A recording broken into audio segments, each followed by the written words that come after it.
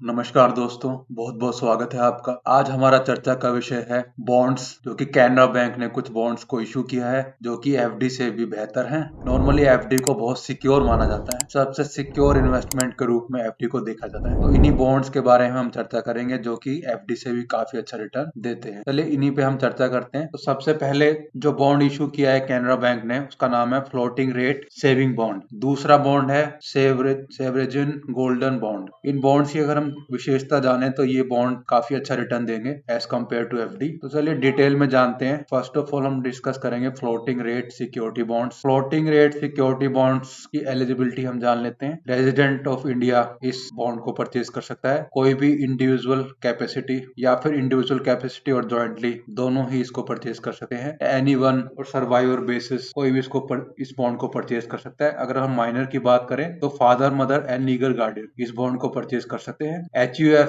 Hindu undivided family वाले लोग भी इसको परचेज कर सकते हैं। अगर मिनिमम डिपॉजिट की बात की जाए तो 1000 रुपीज मिनिमम डिपॉजिट है। मैक्सिमम की बात करें तो उसमें कोई मैक्सिमम लिमिट नहीं है। तो इसमें जो भी इन्वेस्टमेंट होगी वो 1000 के मल्टीपल में ही होगी। ड्यूरेशन की अगर हम बात करें तो 7 साल इसकी मैच्योरिटी है from the date of issue bond. जिस दिन ये बॉन्ड इशू होता है उसके 7 साल के बाद इसकी मैच्योरिटी आती है। सब्सक्रिप्शन की बात करें तो उसका सब्सक्रिप्शन 20,000 रुपीज इन कैश या फिर अदर मोड्स में अगर देखें तो कैश नहीं तो चेक या डिमांड ड्राफ्ट। चलिए अगले पॉइंट की चर्चा कर लेते हैं जो कि कूपन या फिर इंटरेस्ट रेट। इसमें जो इंटरेस्ट रेट पे किया जाता है वो हाफ ईयरली बेसिस पे किया जाता है, आइदर 1 जनवरी और 1 जुलाई। इसमें कम्युलेटिव इंटरेस्ट नहीं दिया जाता। इसका जो इंटरेस्ट होता है fix on 1 January and thereafter. 1 जनवरी 2021 को जो इसका कूपन या फिर इंटरेस्ट रेट फिक्स किया गया था वो था 7.15%, जो कि एफडी से काफी अच्छा है। अगर हम गवर्नमेंट बैंक या प्राइवेट बैंक्स की बात करें तो उनके कंपैरिजन में काफी अच्छा रिटर्न इंटरेस्ट या फिर कूपन रेट ये बॉन्ड के द्वारा प्रोवाइड किया जाता है। अगर इसके हम बेसिक रेट की बात करें तो NSE प्लस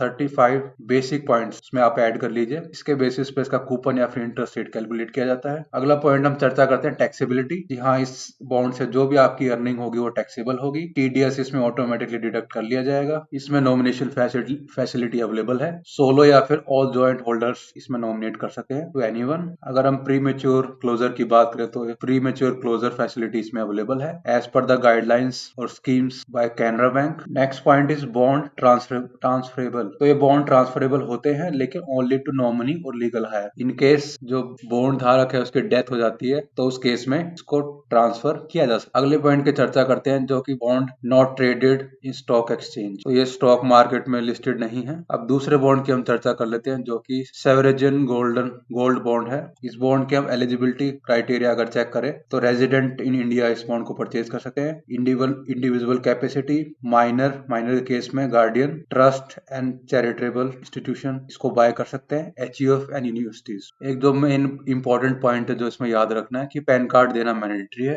अगला पॉइंट की चर्चा करते हैं जो कि रीपेमेंट। अगर रीपेमेंट की बात करें तो इसकी रीपेमेंट इंडियन रुपीज में ही होती है। एक्सपायरेशन अगर इसके ड्यूरेशन की बात करें तो इसका पीरियड है 8 ईयर्स का। अगर प्री मेच्योर क्लोजर की हम बात करें या विड्रॉल की बात करें तो that is possible after 5 years. इसकी जो रीपे किया जाएगा एट लास्ट इंटरेस्ट डेट, जो लास्ट इंटरेस्ट डेट आएगी उस पे इसकी रीपेमेंट की जाएगी। चलिए अगले पॉइंट की चर्चा करते हैं जो कि इंटरेस्ट रेट। अगर इंटरेस्ट रेट की बात करें तो इसमें जो इंटरेस्ट रेट होता है वो फिक्स होता है। 2.5% पर एनम का इसमें इंटरेस्ट रेट दिया जाता है which is paid half yearly basis. इसका जो लास्ट इंटरेस्ट पे किया जाता है वो मैच्योरिटी पे पे किया जाता है। चलिए अगले पॉइंट की चर्चा करते हैं जो कि इशू प्राइस। बॉन्ड का जो इशू प्राइस होता है इंडियन रुपीज में होता है। सिंपल एवरेज निकाली जाती है। क्लोजिंग प्राइस 999 गोल्ड बॉन्ड, इसके बेसिस पे इसका इशू प्राइस निर्धारित किया जाता है। नॉर्मली जो प्राइस या जो इशू प्राइस है वो डिपेंड करता है इंडियन बुलियन एसोसिएशन, जो भी last 3 working days of week होती है उसमें एक इशू प्राइस जारी करता है। उसी के बेस पे सोवरजिन गोल्ड बॉन्ड का इशू प्राइस निर्धारित किया जाता है। अगला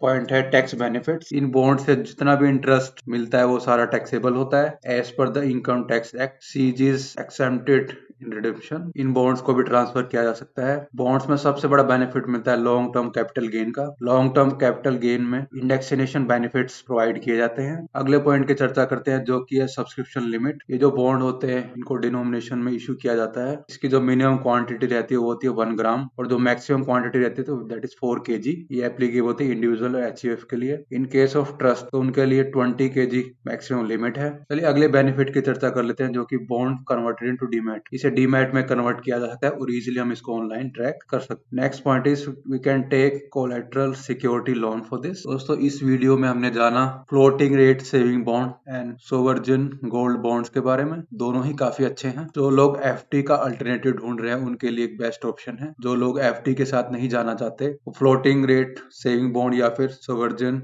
गोल्ड बॉन्ड्स के साथ जा सकते हैं। दोस्तों आपको मेरा वीडियो पसंद आया तो प्लीज वीडियो को लाइक करें। जो फर्स्ट टाइम चैनल पे विजिट कर रहे हैं उनको सब्सक्राइब करें। मिलते हैं अपने अगले वीडियो में, तब तक के लिए नमस्कार, जय हिंद।